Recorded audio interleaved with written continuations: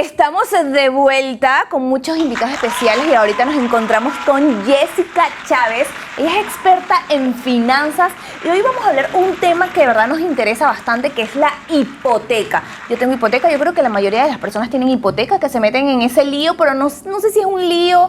¿Cómo lo ves tú? Bueno, gracias por la invitación. Bienvenida. Sí, bienvenida. yo hablo y no te doy la bienvenida. Claro. Ya yo me siento como de casa, así que no pasa nada.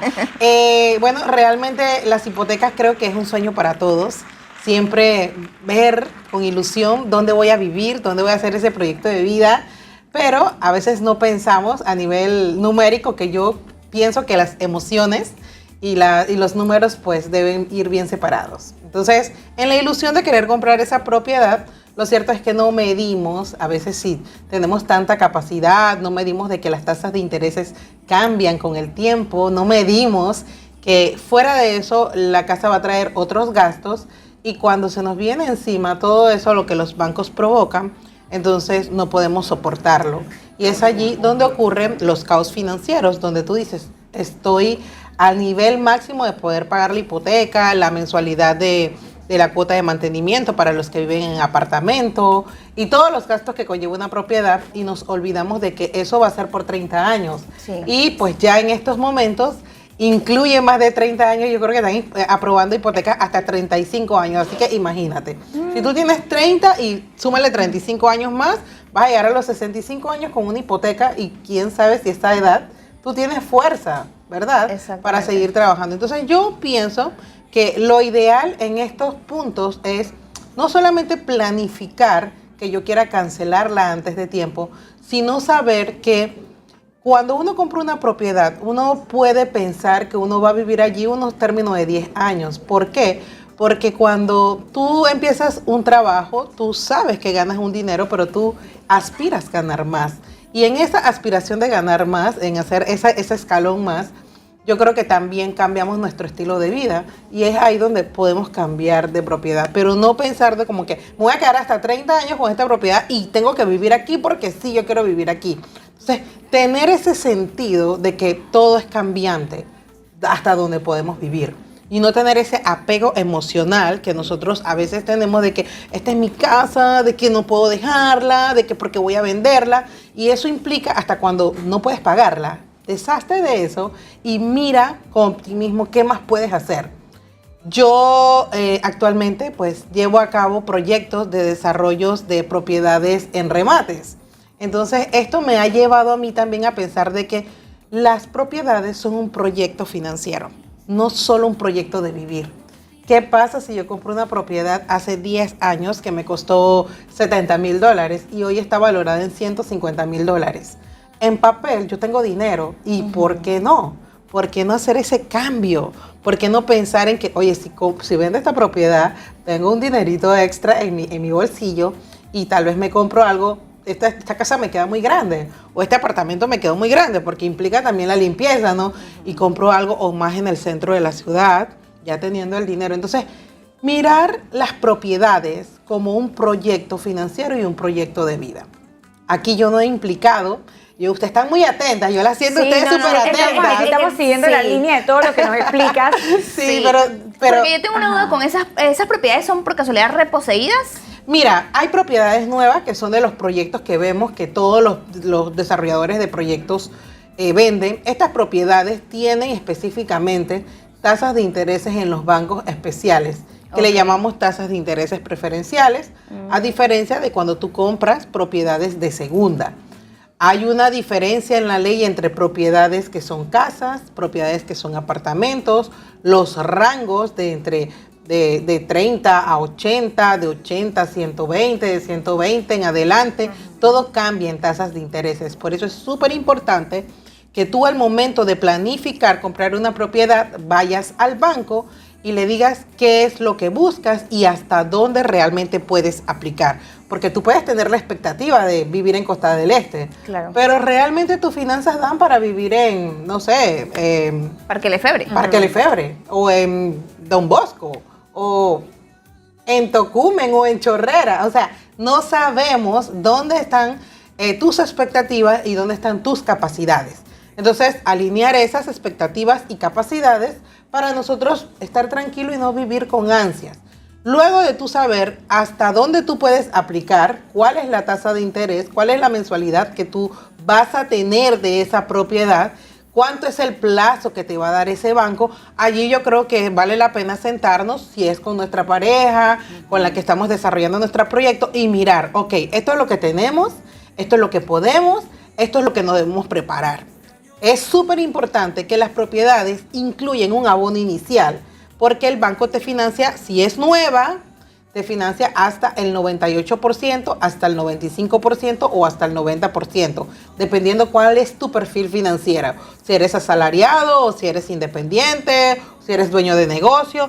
Entonces, de esa manera allí tú vas viendo como el banco qué es lo que pide de mí, cuánto abono me pide. Yo estoy preparado para tener ese abono, yo estoy considerando los gastos administrativos de esa compra, de esa propiedad, que incluye avalúo, que tal vez incluye gastos legales, escrituras, notaría, todas estas cosas. Ciertamente, aunque tú los desconozcas, yo quiero decirte algo que siempre le decía a las personas cuando estaba en la banca. La falta de información no te exime de culpa o no te exime de responsabilidades. Entonces, como no te exime de responsabilidades, es súper importante en el punto de tú crear un proyecto de vivienda, es asesorarte, buscar a un experto, ir al banco, evaluar números, considerarlo sin apuro, porque he visto experiencia de personas muy jóvenes que desean comprar su propiedad, que dicen, oye, es que yo necesito tener mi casa porque yo quiero mi independencia. Claro. Y lo cierto es que tal vez compras algo donde no vas a vivir. Tal vez compras algo donde tú en algún momento deseaste en tu corazón porque no lo tuviste de niño, pero no es tu realidad financiera. Entonces, súper importante aterrizar esas expectativas de tu realidad financiera y prepararte. Es un proyecto a 30 años, pero yo considero a nivel financiero de que no deberías pagar una hipoteca a 30, 35 años, sino planificar y comprar tal vez un poco menos de tus expectativas para que esa diferencia de dinero puedas abonar la capital y considerar pagarla a 20.